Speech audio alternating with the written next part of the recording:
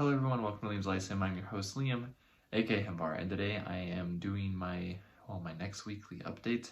I believe this is Liam's Leapings 18. Let me double check real quick. Yes, this is Liam's Leapings 18. It is the 19th of November 2022.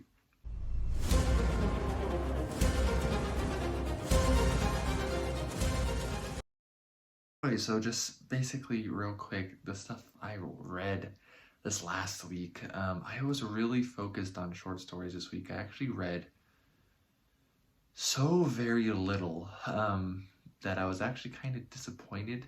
In a way, work has been wearing me out more. It's getting into what they call peak season because Christmas is approaching, so it's just more busy. But by the way, this is my 300th video, which is pretty cool.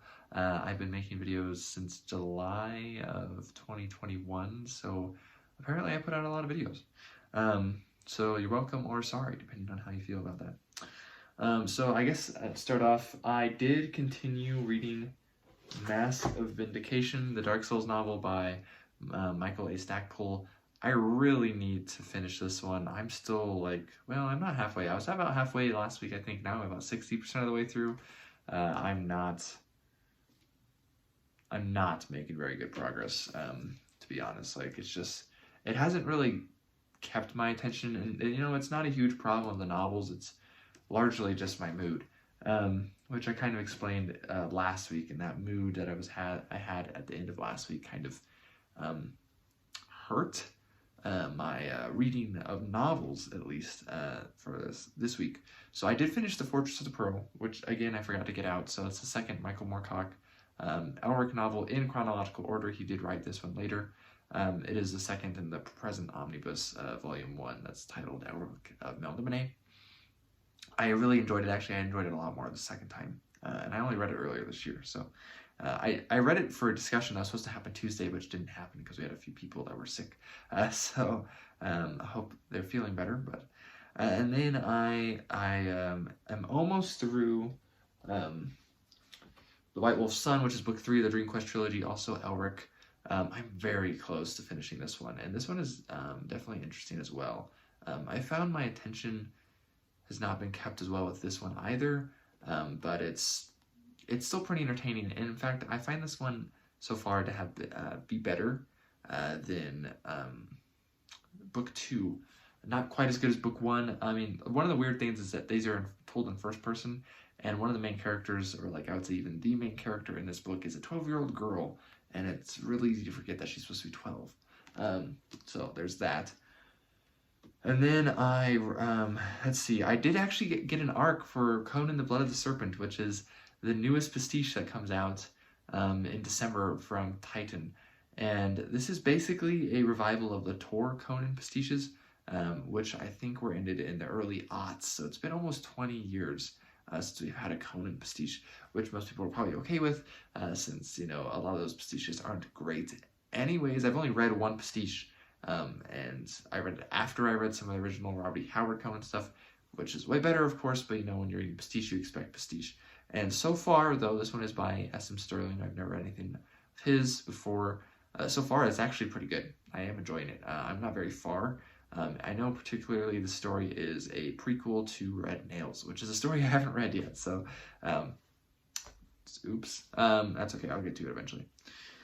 And then I read a little bit in the Beowulf and the North Before the Vikings. I didn't get super far, but I did read some of this.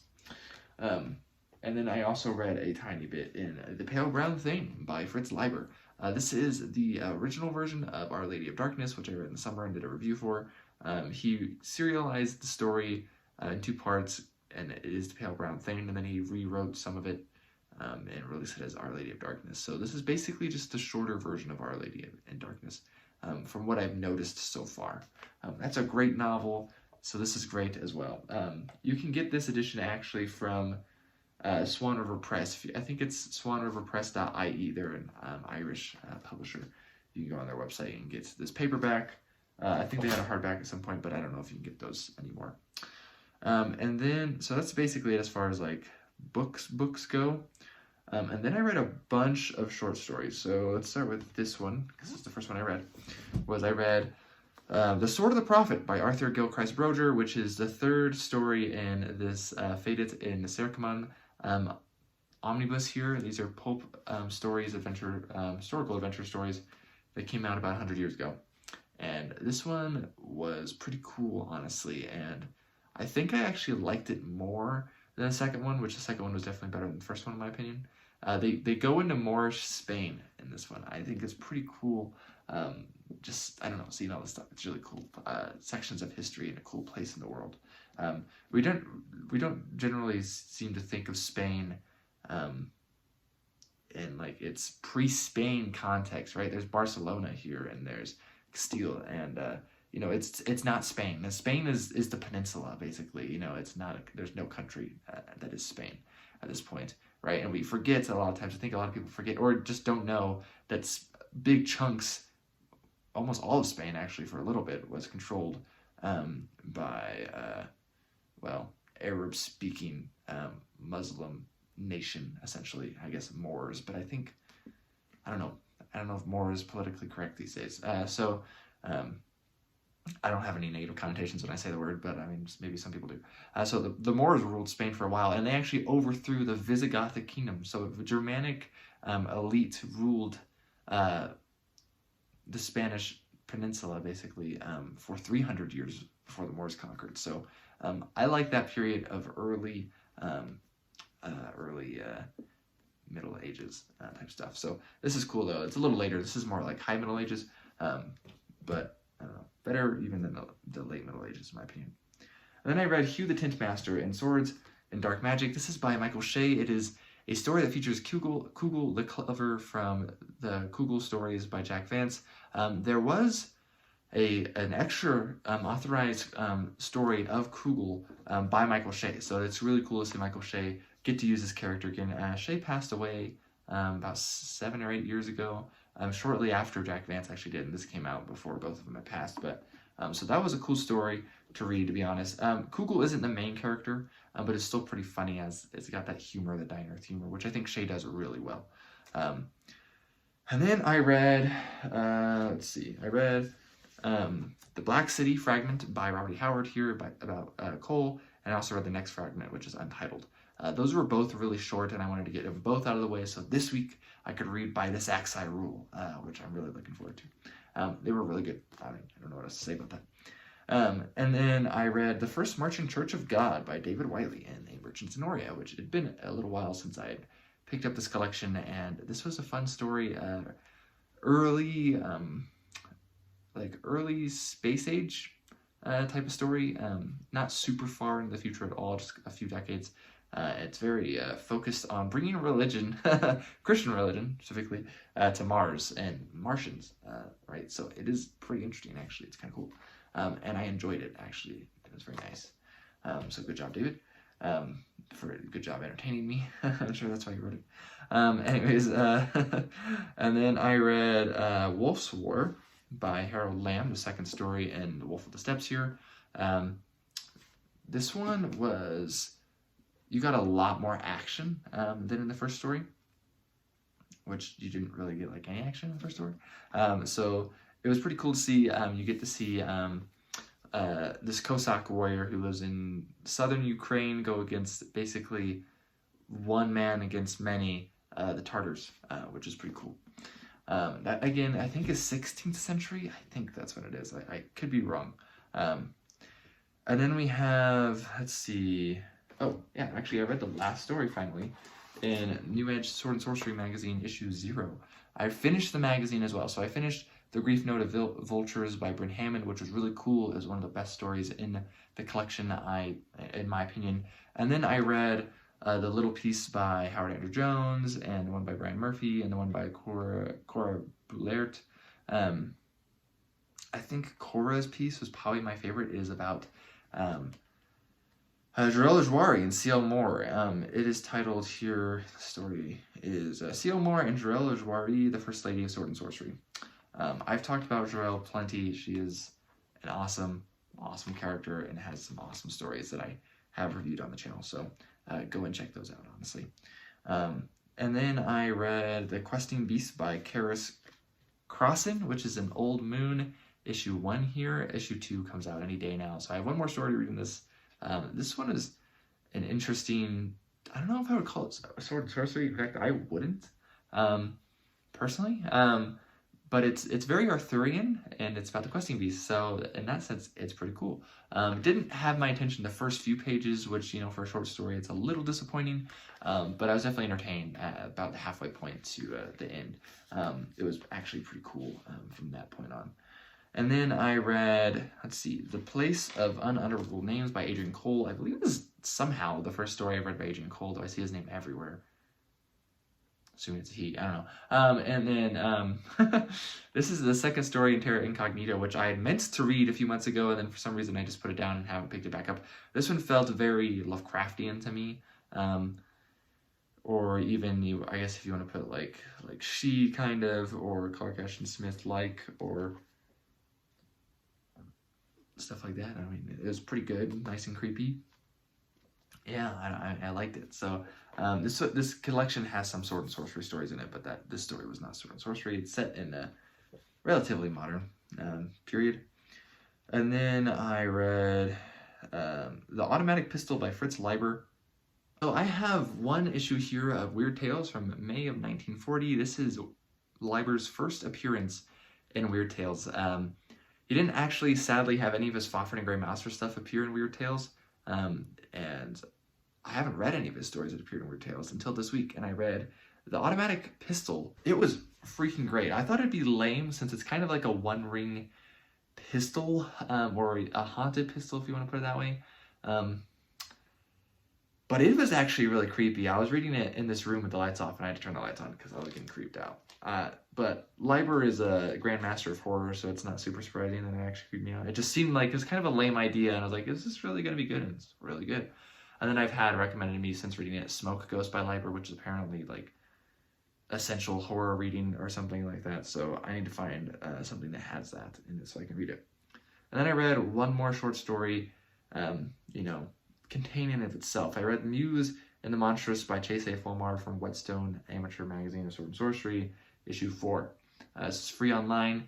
This one is really cool. Actually, it has the characters Uralant and Rosary from his novella Frolic on the Amaranthine, which I did do a review for back in April, I believe, of this year. This one is actually probably one of the easier stories to read by Fulmar. I'm a big fan, but his prose is almost it's almost like a prose, like the, oh my goodness, I can't think, sorry, I'm really tired if you can tell, some of the poems by Clark Ashton Smith, it comes off very much like that. So it was very good, though. I like this one a lot. I thought it was kind of a cool concept. It was pretty straightforward, pretty simple, but it's pretty cool.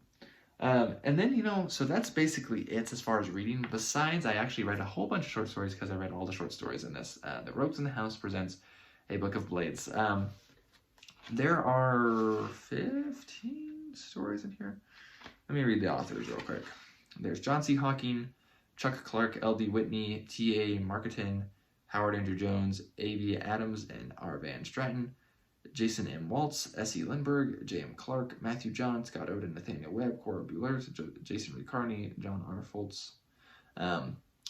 Just real quick, my favorites were Hawking, who I have read before,